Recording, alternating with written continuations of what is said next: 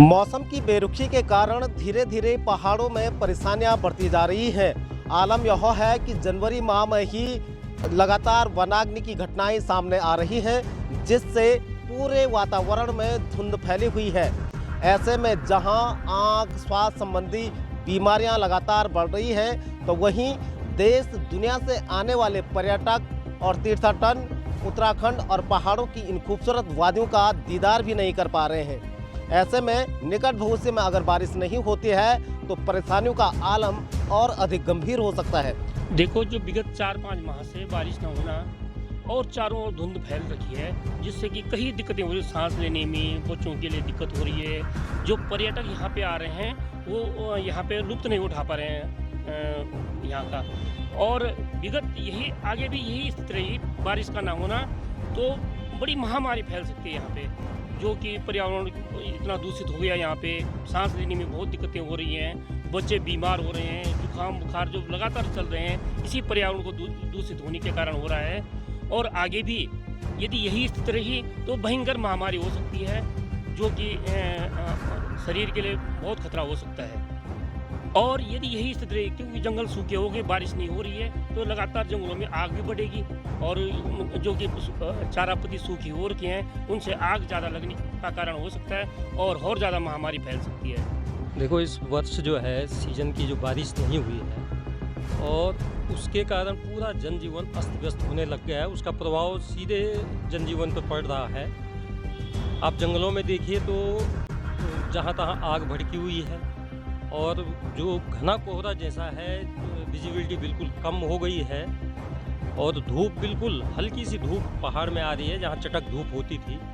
तो ये तमाम समस्याएं उत्पन्न हो रही है लोगों में, आँख, गले और उसकी जो बीमारियां, उससे संबंधित तमाम बीमारियां लोग ग्रसित हो रहे हैं उससे। तो कुल मिला के ये कहा जाए कि जो मौसम की बेरुखी है, समय के साथ जो बारिश नहीं हुआ है, उससे तमाम लोग प्रभावित हैं, पूरा जनजीवन प्रभावित है।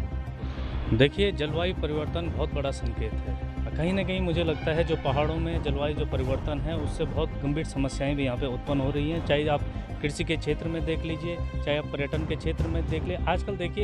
आजकल कृषि में लोगों ने कृषि बो रखी है, लेकिन बारिश न होने के चक्कर में वो कृषि खराब हो रही है, लोगों की फसलें नहीं हो पा रही हैं और वन्य जीव असंतुलित हो रहे हैं। आप देखिए, नज़दीक पे भालुओं का आतंक हो रहा है, शेरों का आतंक हो रहा है, बाघों का आतंक हो रहा है, जिससे कि जलवायु परिवर्तन के अनुसार हमें यहाँ पे भालू नहीं दिखते थे, लेकिन भालू भी नज़दीक पे दिखने लग गए हैं। और कहीं ना कहीं आजकल आग भी लग रही है कई जगह, और जो कि आजकल आग का सीज़न नहीं है, आग नहीं लगती है, जनवरी के महीने आग लगी। तो ये कहीं ना कहीं मुझे लगता है ग्लोबल वार्मिंग का जो परिवर्तन जो जलवायु में दिख रहा है, ये कहीं ना कहीं ग्लोबल वार्मिंग का बहुत बड़ा संकेत है कि जिस तरीके से अभी तक बारिश नहीं हुई है। आजकल ये धुएं के कारण आंखों की बहुत सारी समस्याएं बढ़ रही हैं। स्वास्थ्य के समस्याओं के साथ साथ आंखों में एक तो जलन होना, आंखों में चुभन होना, आंखों में लगातार पानी आना, ये समस्याएं लगातार बढ़ती जा रही हैं। ये मौसम हमारा लगातार पॉल्यूटेड होता जा रहा है, जिस कारण ये समस्याएं होती जा रही हैं। एक तो इन हवा में मौजूद जो छोटे छोटे कण हैं वो हमारी एक कॉर्निया और कंजक्टिवा पे चिपक जाते हैं, जिस वजह से ये समस्याएँ बहुत तीव्र रूप में बढ़ जाती हैं। एक तो इसमें हमें ये करना है कि आँखों को बार बार मलना और रगड़ना नहीं है, आँखों को साफ पानी से धोना है और जब भी बाहर निकले एक तो डार्क ग्लासेस और सन ग्लासेस का यूज़ करना है। अगर आप स्कूटी और बाइक से जाते हैं तो उस समय आप एक तो उसमें जो आपका हेलमेट होता है उसमें शील्ड का यूज़ करें, जिससे आपकी आँखों की सुरक्षा हो सकेगी। और इस तरह से आपको अपनी आँखों को बचाना है और आँखों को लगातार साफ पानी से धोते रहना है, जिससे आपकी आंखों को आराम मिलेगा।